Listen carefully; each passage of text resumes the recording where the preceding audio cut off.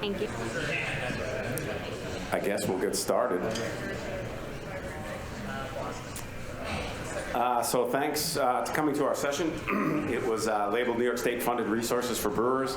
And then also we're going to cover business plans and bank financing. My co-presenter today, Steve Melito, is going to give you a little background about himself. So go ahead, Steve. Yeah, good afternoon. You guys are the smartest people at this event because you came to the session about free money. Free money.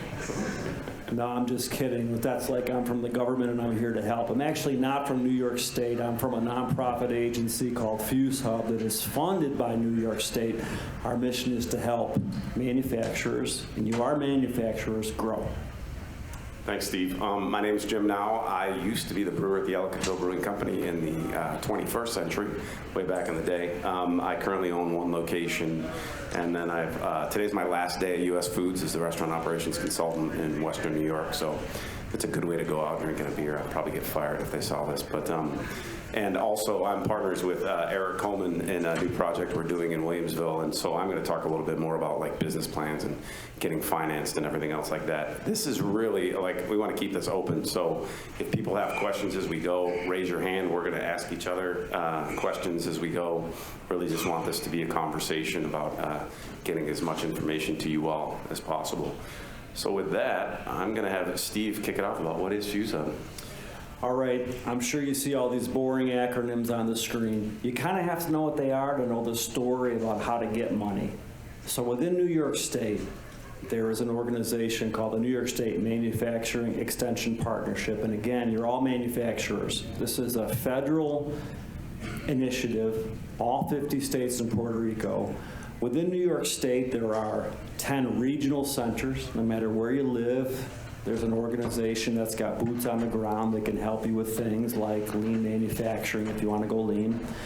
FuzeHub, where I work, is the statewide MEP center, and our mission is to make you aware of what's out there to help you and also connect you with these different NYSBA assets. Time for that second big acronym. NYSBA is the Division of Science, Technology, and Innovation within Empire State Development. That's the biggest economic development organization in New York State.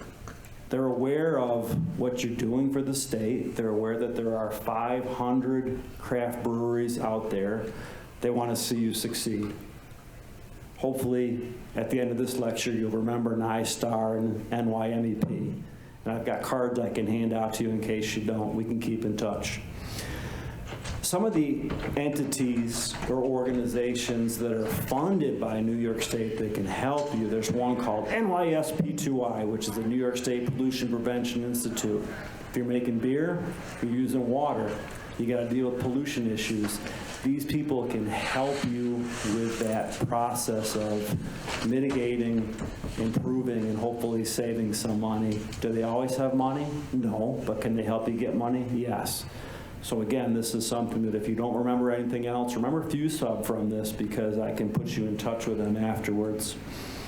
To give you a real quick case study of how this all comes together, I'm not sure if anyone's ever heard of a farm brewery out in Hamilton, New York called Good Nature. Anybody heard of them before? Okay.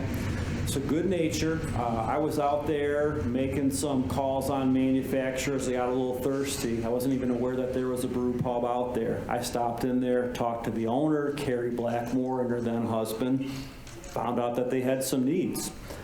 They had some electrical problems. We brought in the regional MEP Center, which is called TDO. There's always acronyms with government. I'm sorry, there's just nothing we can do. But we brought in TDO, and what TDO did for them was to help them with their electrical issues. They fixed them pro bono. They even brought in a cherry picker. So before you say there's nobody out there that can help you, make sure to ask. We brought in the Pollution Prevention Institute as well to come and look at what their water usage was, and there was a proposal that was made. I'm not sure it went forward. I know some things changed out there, but the fact is the help was available to them. And then Good Nature Brewing also got a pretty huge grant, and they got it from the Community Partnership Development, or PCD. I'm getting the acronyms confused myself. They're in Hamilton, New York. They are now a NYSBA incubator. So what I want you to walk away from this from is there's help available. The ecosystem can be confusing, but if you come to FuzeHub, we will try to guide you through the process of getting the help that you need. Question over there. I was just about to ask. Are there any questions? The way that I get paid is, it's a great question. So FuzeHub is a nonprofit. The money comes from the Department of Commerce at the federal level. And it goes through NIST, the National Institute of Standards of Technology. It comes into New York State through Empire State Development, which has NYSBA as a division. NYSBA matches some of the money. And so then that goes down to FuzeHub as a sub-recipient, and then these other regional MEP centers. So if we're making referrals, it's a free service. If somebody's going to come in and do a major project for you, yeah, you're probably going to have to pay something for it. Awesome, thank you. Yeah. For the project, not for your service? No, I mean, talking to me doesn't cost anything. Talking to FuzeHub is free. Might cost you a beer. Sure. That'd be great. But he can't have probably more than a certain amount, then he has to report it, so don't worry, he's not going to break the bank. We're a startup, a small startup. Is this still available to us? A lot of problems we've been running into with finding the funding is people want to see a track record. Totally available to you, and maybe we can advance the slide and we can talk about. Well, okay, good. So FuzeHub has a multi-million-dollar fund called the Jeff Lawrence Innovation Fund.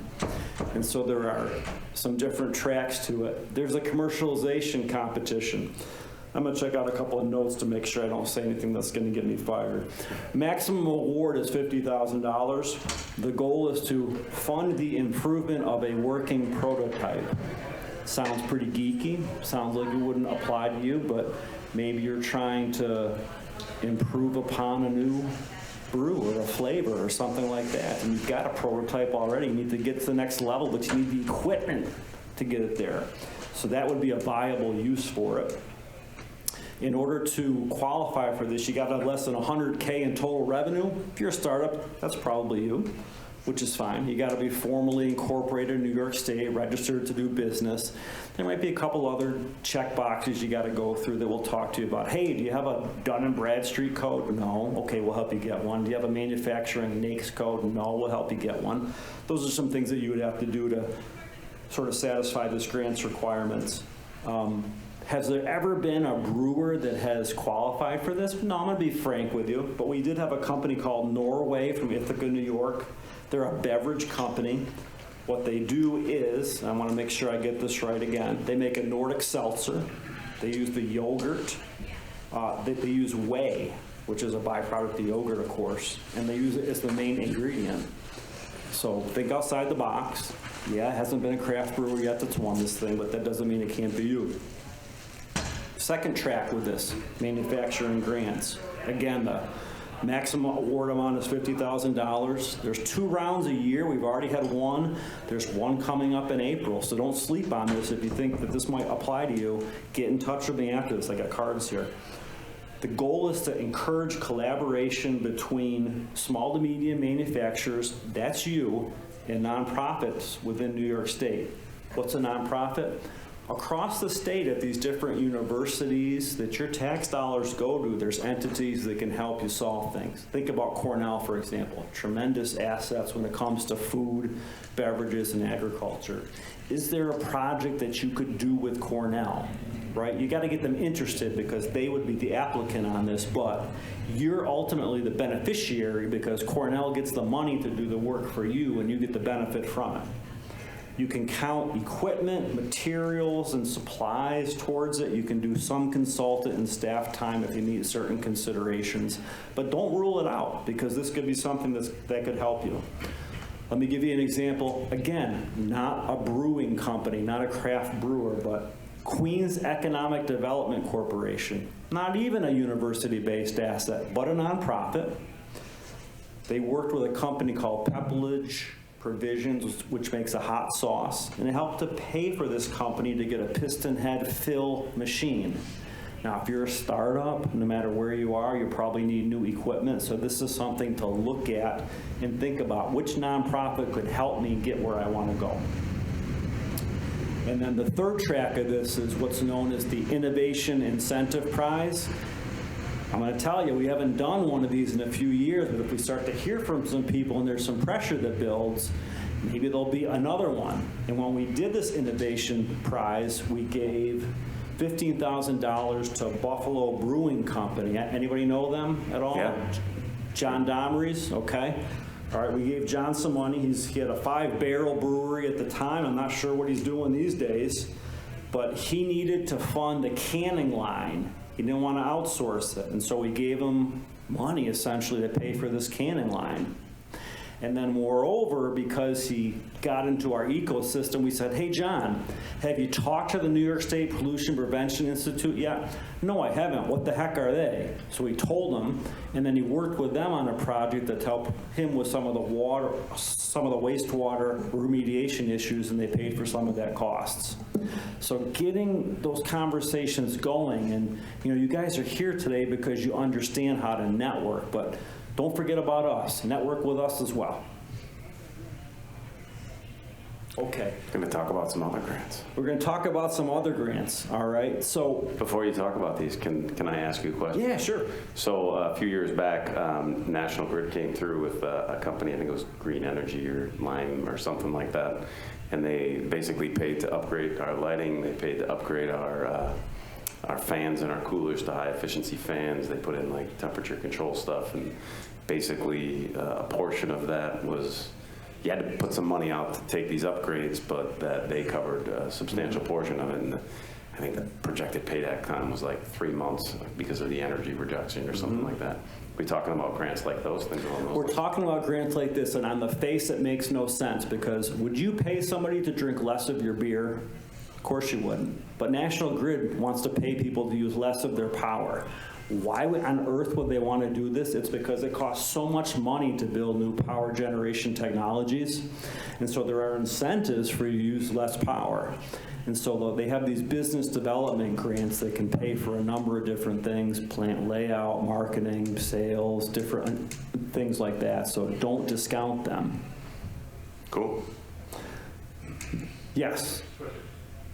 Can these grants that some Courage is talking about be layered in with R&D tax credits as well, or is it if you take one, you can't take the other, or vice versa? I don't think that's the case. I think you can take them both. You'd have to talk to National Grid for sure. I'm hesitant to talk on their behalf without knowing the fine print. And I'm glad you asked this question, because always you got to look at the fine print on all of this stuff. Jim, we were having this conversation, I think earlier, that people sometimes regret taking grants because there's strings attached. Well, if you don't read the fine print, it could be a case. Yeah, there was a lot of that with all the COVID grant, the IDLs and things along those lines, and you had to work with them a certain way along those lines. But, and I know there was a session this week talking about getting a good accountant and a good lawyer. I mean, they're especially an accountant right now, especially through COVID, was worth their weight in gold. So make sure you're running this at them and by them, and making sure that, although I gotta believe that free money is better than a tax credit in most situations, right? It's just, what is the tax implication? And I don't know. Yep. And then you got to look for what the requirements are, and that really leads me to the next one. WDI is the Workforce Development Institute. This is sort of is there anybody from the state here? So I can speak candidly? Okay, no, good. So the Workforce Development Institute is a creature of the New York State Senate, which, as you know, over the years has had some issues. But this thing gets funded every year, and I'm glad it does, because they do good work. So WDI provides grants, never for more than $20,000. Usually I see them about 15. They'll pay for equipment, okay? But you have to be able to prove it's going to upgrade your workforce in some kind of way. You're going to teach them a new skill. That's one of the things. Or if I get this, I think I can hire more people, or I think I can retain the people that I have. But those requirements are not as hard as on some of the grants, but that upskilling the workforce is big. So if you have current staff and you need to buy equipment, and you can make a convincing argument that a grant for new equipment would help you train workers and make them more valuable, this is an option that you should look at. It is probably the easiest of the grant applications that I've seen. It doesn't take a heck of a long time to complete. They don't ask for your firstborn child, and they give you an answer usually pretty quickly, within a month, usually just a couple of weeks. Could I ask a question on that? Sure, So say you've got a small brewery that is using like a mobile canning line or something else like that, and they wanted to go out and maybe get their own canning line and use their own employees and teach them how to operate that canning line. Could you see, I mean, there's no guarantees, but could you see that as a potential opportunity to go after this? Absolutely. So the argument that you can make hypothetically is, right now I've got these people just doing this manual labor, but if I had this canning line, they could learn some new skills that would make them a little more valuable, how to operate the equipment, maybe how to operate some software. Cool. And then I'm saving the hardest one, the biggest one, for last, which is ESD, Empire State Development. So for this one, maybe you got to give your firstborn child, you certainly got to kick in some money, but if you have a really big project, hundreds of thousands of dollars, this is probably really the only game in town when it comes to getting help from the state. Empire State Development has a consolidated funding application. If you want to go this route, talk to me about this. I'll give you just some things here very candidly because it's late in the day on a Friday. You need to talk to your elected officials. And I've had a couple of beers. You need to talk to your elected officials. Have them come into your facility, get them on board. Because when you have a meeting with your ESD agent for your area, you're going to want to have your state senator there, maybe your assemblyman, talking about how wonderful you are and how you support the local economy. Because the truth of the matter is, at the end of the day, everybody wants to look good. You want to make money, but they also want to have the politicians come in and do the ribbon cutting ceremony and say, those jobs are ones that I created, re-elect me. I'm sorry, but that's just the way that it works, and I'm giving you the candid answer here. So you got to be able to bring together that. You got to be able to leverage that. You got to be able to put up some money too, because it's not just, hey, we're ESD, here's a couple $100,000. You got to be able to put up some money as well. So that may not be an easy lift for a startup. It may be something that if you're established that you need to seriously look at and be willing to put the commitment into. The CFA application, Consolidated Funding Application, only comes around once a year, every June. It's a difficult process. It takes a lot of time to do. You really got to commit to doing it, but if you do it the right way, you increase your odds. If you walk into it blind, well, you probably won't get anywhere. Yes? Is there a certain percentage, let's say you wanted $100,000 there, you can put 30%. Is there a general product average? If you could put up 30% against 100,000, I think they'd be pretty interested in talking to you. For sure. That was hypothetical. If you find as a general average percentage, it's like 30? I'd say probably 25% at least. So if you're talking 30, it's good. And what ESD always wants to see is job creation, right? Because that's where the politicians get the check marks next to their name, is they've created these jobs through you. So that's what that would be for. Any other questions on the free money before we move on to the not free money?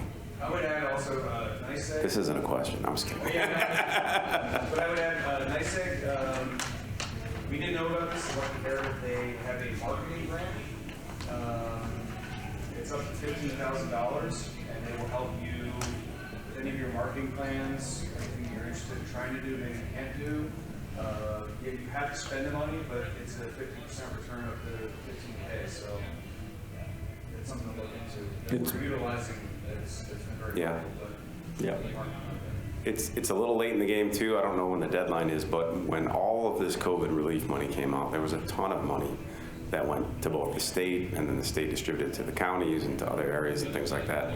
My business is in Chautauqua County. There's a $10,000 marketing grant that, again, just heard about it through, I think, the New York State Business Development, or Small Business, what is it, NYSBC. Anyways, there's a lot of grants out there. Ask around, they could be $5,000, $10,000. This grant had very few requirements other than saying, what would you do with this extra advertising money? Well, I would obviously spend it more on advertising, spend it on Google advertising, online, upgrade my website, do things along those lines.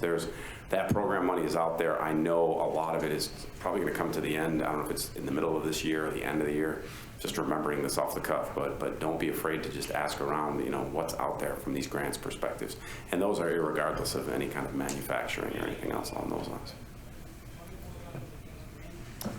So what I'm going to speak to is my personal experience of I was a brewer a long time ago at the Ellicottville Brewing Company, and then I was a director of operations for the owner, and then I eventually bought a location, and when I went through that process, I learned a lot about business and finance and legal and everything else like that, and business plans, and did that about 10 years ago, and I'm doing it again, setting up another entity. This time there's partners involved and everything else along those lines. So just wanted to talk at a very high level, what you need to do. It sounds like we do have some startup folks in the room, and it's probably going to be directed a little bit more towards them, but what are the financing options that are out there as well? So when you're doing this, you have to figure out, what am I? What's my corporate structure going to be? Am I going to be, a single member L? I would always recommend, especially with the amount of capital that you're putting into these projects, you have some form of liability protection, either be an LLC, perhaps you need to be an S Corp for whatever reason.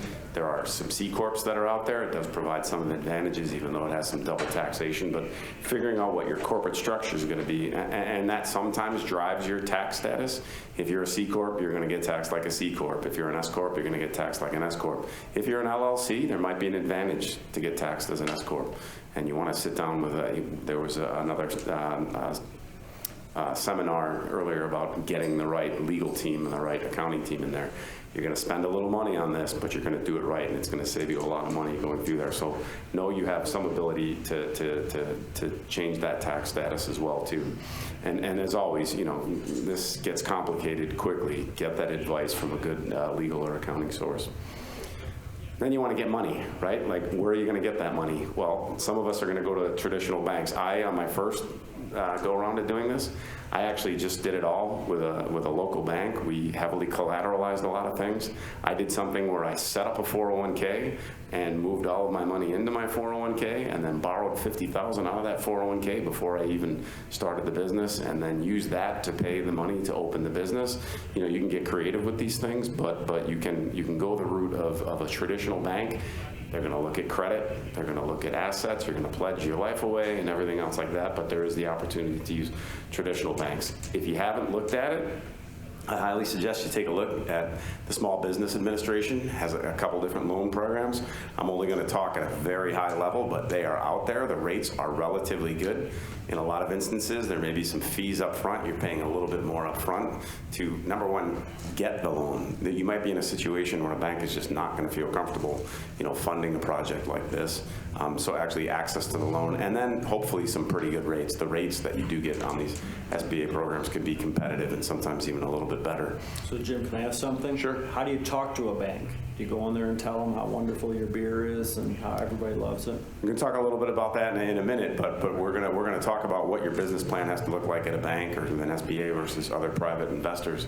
But you have to start making connections. You have to start talking to bankers. The SBA, depending upon the program, either comes in directly with the bank or they come in with a specific bank. So let me just, before I answer the question, the difference between a 504 SBA loan and a 7A loan is a 504 has to have real estate with it. You have to be buying the property as well as, if you're going to go out and you're going to rent a space and you're going to buy just equipment and do this build out and everything else like that, but you're not going to have real estate in it, then you're going to look at a 7A loan instead.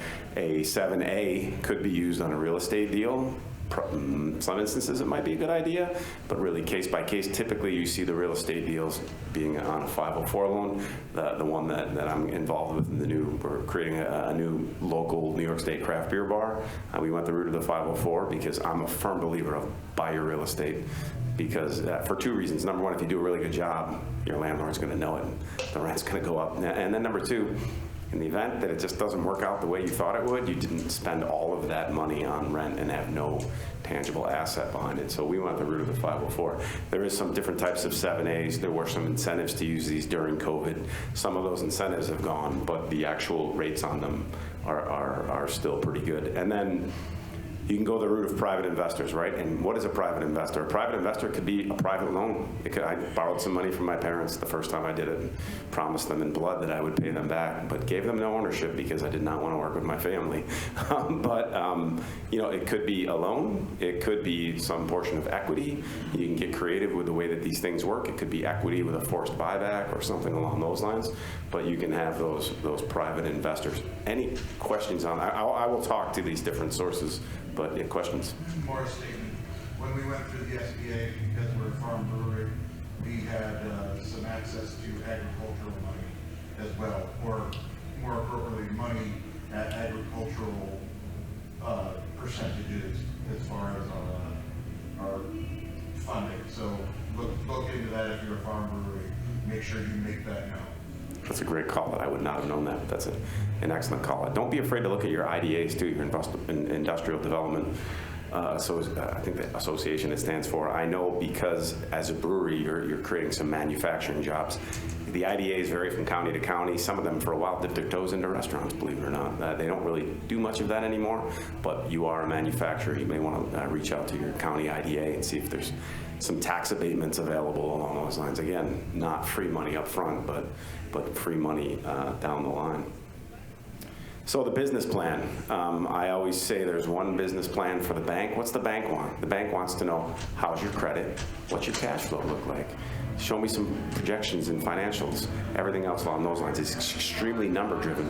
They're not going to ask a lot. Don't have to have a lot of fancy photos or sketches or branding or things along those lines. It's going to be heavily numerical driven. I still think you need to make an argument, a good SWOT analysis. What's our strength? What's our weakness? What's our opportunity? What's our threats along those lines? Or looking at the current competition and how you're going to be different or how you're going to add to a certain market along those lines. But banks are going to look at that stuff primarily. The private investor, it's probably going to be a flip-flop. You have to show them, why me? Why is this? This is a great idea. Look at my idea. Of course they're going to want numbers. Of course they're going to want financials along those lines, but maybe not to the scrutiny that the banks or the SBA along those lines. So when I'm talking with anybody about what they're going to do with the business plan, well, my first question is, where are you looking to get this funding? Because if it's private individuals, it better look flashy, and you're pitching some individual instead of pushing numbers through the underwriting at a bank or at the SBA. Don't be afraid to use, I couldn't remember what the acronym standard for, the New York State Business Development Center, right? So these are, again, funded, I don't know if it's through federal dollars that trickle through the state or through the state themselves. They're typically associated with the state university system. I reached out to that New York State Business Development Center the first time that I was starting or buying that business. A lot of great help there. They're not going to write your business plan. They shouldn't write your business plan. If you can't write your own business plan, you need to learn how to, because this is a business, and I think it's going to go a long way. But they will absolutely give you feedback. They will absolutely point you in the right direction. They may have information and knowledge on certain grants that we talk about, very broad scope and everything else along those lines, and it's typically retired or other business owners that are giving some of their time. In some instances, there are paid employees that are funded there as well too, but don't miss out on this. There's a lot of great resources through the New York State Business Development Center. So Jim, if you need to write a plan, should you do a written plan or just a bunch of PowerPoint slides, or does it not even matter anymore? I would suggest, for me, especially if you're going to go to the bank, if you were all potential investors and I wanted you to invest in Jim Now's Brewing Company, and you're private investors, you could imagine a glossy PowerPoint presenting, pitching you on the idea, everything else like that. But that is not. No, this is not. This was, I got it off my Chromebook and got it through there. And we didn't want to have. We'd go broke if we showed. We actually talked about this. We met a couple times beforehand. We wanted this to be more of a conversation and a dialogue and some best practices. But no, and quite frankly, I went the bank route. I didn't have to pitch my parents. They were willing to throw the money in. But the business plan that it had 3 years of projections, cash flow, tax implications, a SWOT analysis and everything else like that. So I think, again, it really depends upon what you're presenting. Someone yesterday, Mark, say 35-page business plan. I felt like really inept because mine was only like 27. But a lot of pages to be able to, and if you do it well, that gives the bank confidence that you're paying attention to the finances, and that's what the bank and the SBA really cares about. Real quick, For the SBA loans, do you find that certain ones, whether it's the 504 or the 7A, they also want to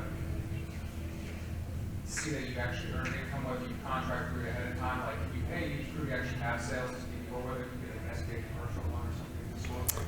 So I don't know specific for the breweries, but my guess, and did you use SBA? Go ahead, answer that question. Yeah, so basically, it doesn't matter to them. They want to see numbers, projections, and they're going to take after life. So like, I got a 50, I think mine was a 504, that's what the building with it too. Yeah. And if you have life insurance, they're going to be beneficiary on that. You might have to buy life insurance. We are having to buy $200,000 worth of life insurance on the owners and then pledge the return to the business. So it's an added expense. Has a stipulation from that as a partner though? You were approved, and then to actually get funded, you needed to put that life insurance in They place. don't care if you can do crochet or make great beer, you just want to see the numbers in your business plan.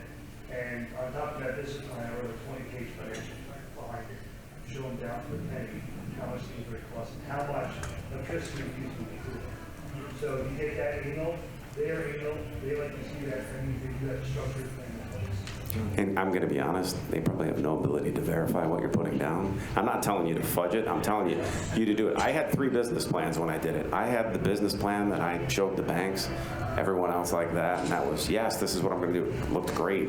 6% growth year over year, everything else like that. I had the business plan that I thought was most realistic of what was going to happen in my business and, why I'm putting all this money on the line and everything else like that. And then I had the worst case business plan scenario like, hey, is Jim going to have to go back to his financial consulting job because this just isn't working? What's that break-even point? So I had multiple iterations of what that business plan was. The SBA will also, there's things like life insurance. They are going to do credit checks and everything else like that. There's a lot of, I don't remember if it's the 504 or the 7A, but one of them you don't have to pledge your own residence. Like one of them you have to pledge your house. Is it the 504? I think it's 7. Okay. One of them you have to pledge it. The other one probably that makes sense. You don't have to pledge the real estate, your own personal real estate on a 504 because it's secured by the real estate that you're buying. Another question over there? I did not have a global pandemic in my business plan. So, yeah, we need to talk, FuzeHub. Absolutely. Everything that we would have qualified for, if we had opened 9 months earlier, we would have gotten. But because we opened in fall of 2019, we qualified for nothing. So. Did you get, while we're here, because I was in another seminar, I keep saying webinar because everything I've done for the last 2 years is behind the screen. But were you in the seminar about the tax credits? No. Do you know about the employee retention tax credit? No. Let's have a conversation after this. This is going to potentially be life-changing money, especially if you didn't get other money. The employee retention tax credit can be even more money to you. If you got PPPs or restaurant grants or whatever it was, it would be less money on the employee retention credit, but there are people in your situation that opened up right before COVID, didn't qualify, or really wasn't a lot of money under the formulas of some of those programs, but because you were operating during the pandemic, you potentially could get a lot of money back. So, and if you're in this room and you don't know what the employee retention tax credit is, talk to your accountant, talk to your CPA, talk to your payroll provider, get in touch with myself. I will gladly help anyone on this. It was a life-changing amount of money because it got us through the pandemic. But absolutely, and take the grants too. His grants will be forward-looking. His tax credit is backward-looking and can really help out. Yeah, that's a really good point because with these grants, anything you've spent already, you cannot get back through a grant. So they are indeed looking forward. So timing and costs, and I wrote there will be more. However long you think it's going to take, it's going to take more time. However much you think you're going to spend, you're probably going to spend more. How long will it take, Jim? Can you say it's 3 times or 5 times? Yeah, no, not at all. So Eric and myself, we looked at the spot where we're ultimately doing this. We haven't even broken ground yet. We just got financed and got approvals and plans and everything else like that. But a photo came back to me and said, "Oh, December of 2020, you looked at this building." So we're already a year through, and we haven't even really poured concrete or moved dirt or anything else like that.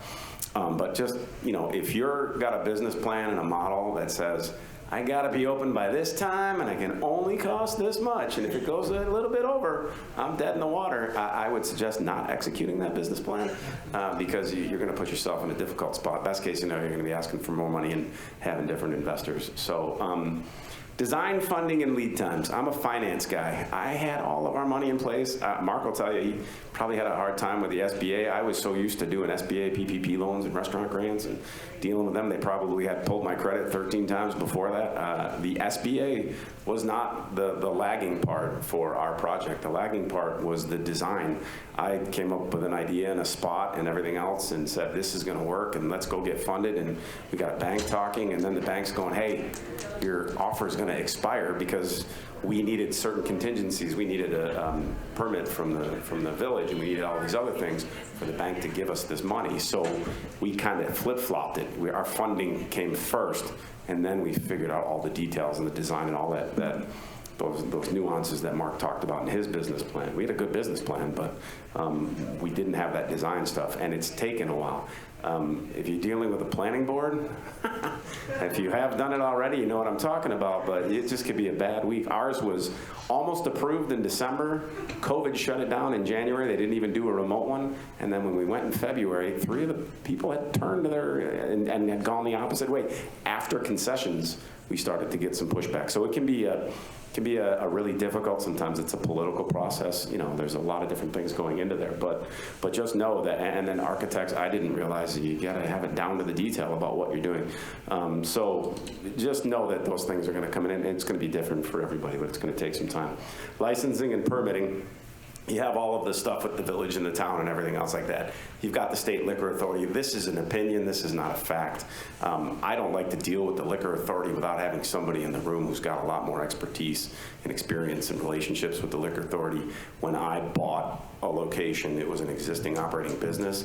When we were going to transfer that license on one day and give it to me on the next day, it was sort of an insurance policy for me to work with a liquor consultant to make sure that we didn't miss a day and all the I's were dotted and the T's are crossed. It's completely up to you.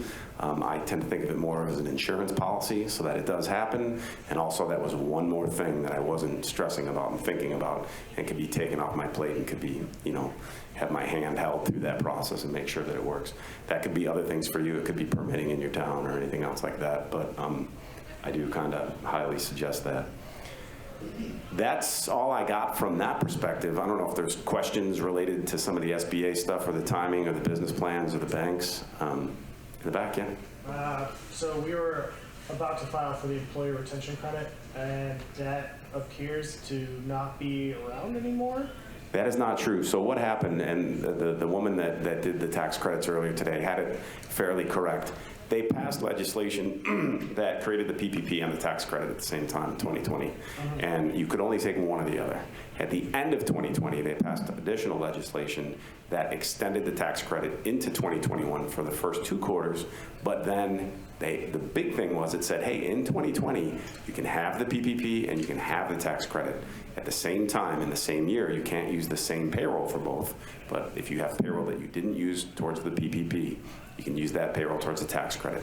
Then right after the beginning of 2021, they extended it for the entire year. So you had 4 quarters in 2021 where you could use the employee retention tax credit. And then the infrastructure bill came and they took back Q4. The reason they took it back was they said that, well, it's not really getting used that much. We don't see a lot coming through the IRS with people getting this credit. Well, the reason you didn't see it was the IRS is backed up with a million amended returns. And they didn't, either that or they realized, I've been told this is probably the single largest tax credit ever written by the US government. So the long and the short of it is, from the payroll perspective, if your payroll was earned after, I think it was March 15th in 2020, up until the end of the 3rd quarter of 2021, all of that payroll is potentially subject to the employee retention tax credit. You have to qualify. If you had a tap room that had inside seating and it was more than 10% of your business came through that tap room, more than likely you're going to qualify at least into June for this tax credit. So it hasn't gone. It's not like the PPP where the funding is done. PP1, PPP2. It's not like the RRF where it ran out of money and you had to be applied by a certain date. If you applied for the RRF and did not get funded, there's an opportunity, if they put more money in it, for you to get the Restaurant Revitalization Fund grant. If you haven't applied for the RRF yet, you will not see anything from that program. The deadline was already there. But the tax credit is absolutely still available, but only on that payroll up until the end, potentially the end of the third quarter. The other thing, this is a tax credit.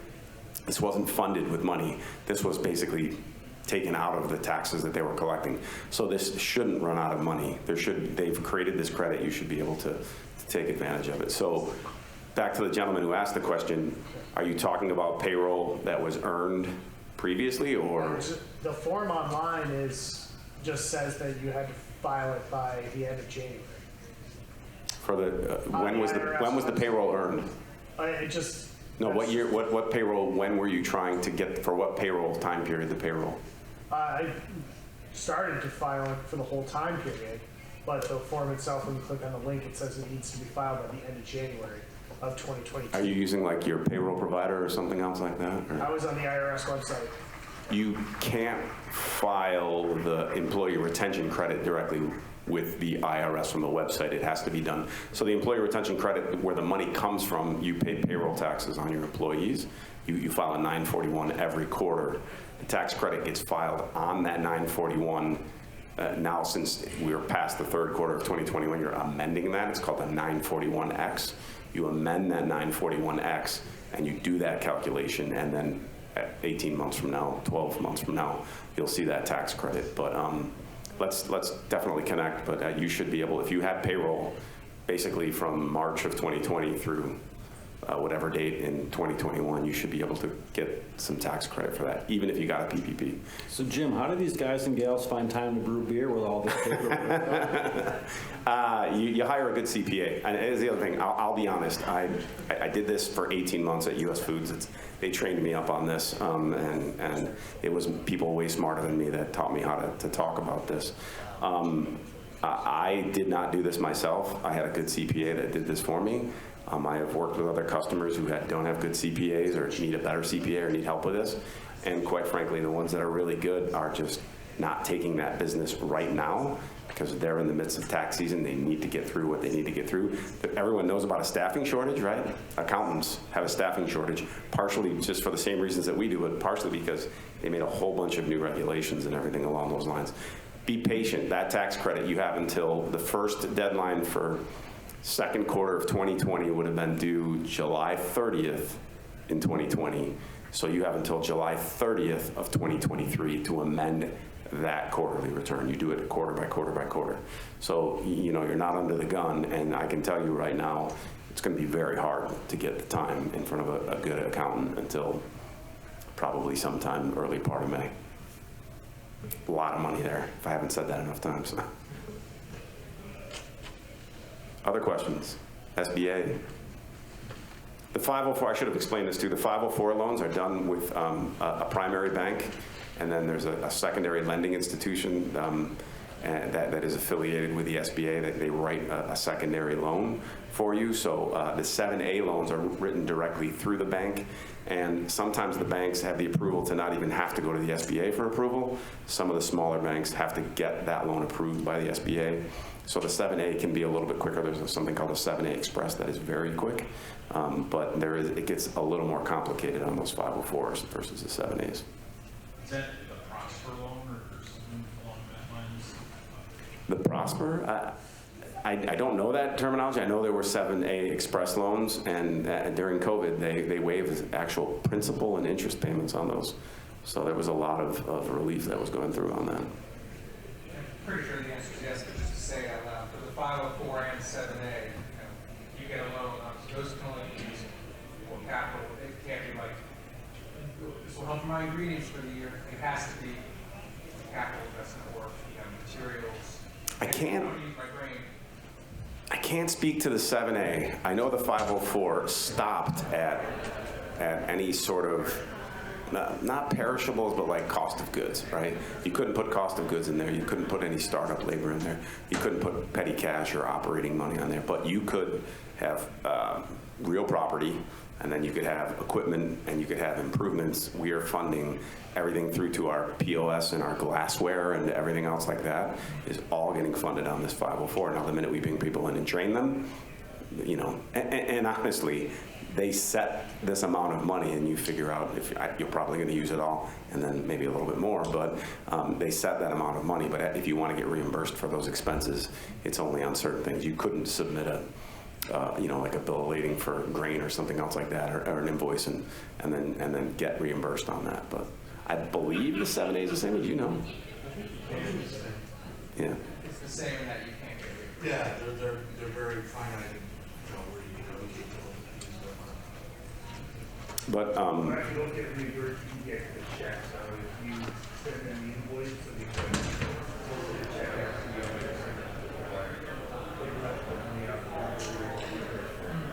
yeah, you're paying for a lot of stuff in arrears, as long as that's okay. Other questions, thoughts, comments, concern? Anybody got a good story to share about this stuff? There we go, good story. Good story. So I started a brewery 8 years ago. What's the name of it? Swiftwater in Rochester. Okay, yeah. We've been open for a little over 7. We were in construction for 15 months. I told people we would open in 6 weeks for 6 months. I feel like that's doing really good. We were maybe like 15% over budget on construction. I feel like that's crushing it. I just wanted to say, like, great chat, and my name's Andy. If anybody has any like questions for someone who doesn't know the difference between the 2 SBA loans, but has like been through the ringer for the last 8 years, give me a shout. How was your relationship with your bank? Fantastic. That's good. Can I tell one more funny story? Sure, absolutely. So, had a family friend, he was a banker, went to him, how are your kids? Because I grew up with them. He listened to my whole thing, looked at all my spreadsheets, and at the end of it, he's like, it looks really cool, but we're not into wineries. And I was like, he was like, well, it's close enough, and we think the winery market is oversaturated in the Finger Lakes. I'm like, well, it's a brewery in Rochester. Is that really a winery in the whatever? And he was like, you know what you should do is start a Dunkin' Donuts franchise. So after that, I found another banker, and he was like, I'm going to be in Rochester on Friday. And I'm like, can I have you over for dinner and some homebrew? And he was like, absolutely. So then we just knew we found our guy, and like he's been great for the last 10 years or whatever. Yeah, a good business banker is great. The business banker that I had was actually out of Pennsylvania, even though the place was in New York. And ultimately, I did the business at the NYSBC, and then I looked at it's called Pursuit now. I don't remember what it was called back then, but they were a lender, a 504 lender. I bought the property at the time, and I had worked to basically do the deal like that, and that individual was in on it. But then my business banker found some interesting ways to do it with a little more collateral and everything else like that, and didn't bring the SBA into the deal. I ended up basically swapping out $15,000 worth of fees to $15,000 worth of extra taxes for my parents to pull some money out of the retirement to help fund the project. But what I do remember, and to your point, is that relationship with that business banker along the way was phenomenal. And we just did the deal that we did in Williamsville, outside of Buffalo. We looked at a couple of different banks. M&T has some huge footprint up there. We ended up doing M&T just because, again, a relationship with a business banker that did business with my significant other's family, just walking us through the process and getting it done. I think that is going to be really, really important, whether you're expanding, whether you're opening for the first time along those lines. That's a really powerful relationship. Make sure it's someone that understands and believes in what you're doing, because that's very important. Pursuit. Pursuit is the name of the 504 lender that used to be called the New York State Business BDC, yeah. Yep, which is the same as the business Development Center instead of Development Corp Development Center. Yeah, so I used both. That's why I was so confused back then. I spent a lot of hours, working and then putting this plan together, like I'm sure you all have. And then to see it actually happen, it was pretty wonderful. But I definitely recommend, and Pursuit was, people complained about it. It was pretty easy for us. It wasn't bad at all. I think just because I'm used to pushing a lot of paperwork. Just be careful and know that, because I'm still with them now, and I was looking to refinance, because I had an adjustable rate loan, and obviously the rates are going back from going up. Yep. And you can get out of the loan after 3 years, but you can't prepay. And I've been working, like, I was gonna go through CNA, and like, oh, we'll finance first, and we have this group that we work with, and it's Pursuit, and the relationship with Citibank, but then the Citibank is refinanced by commercial loan. So I have to go through Capital One now to do that. So I went through this whole process, went all the way down the road, 3 years of tax returns, my life history and everything, to find out, oh, you can't use it. Why? Well, we have a relationship with Pursuit, and they're preventing us from refinancing you to get out of their own. So be careful if you look at refinance. Look at the print to find out, how fast you pay it back, if there's any penalty fees. Yep, there's typically prepayment penalties on some of those. Yep. Otherwise, it's simple. Well, hey, that's all we have. If anybody has any questions, then I'd say go enjoy the happy hour again, right?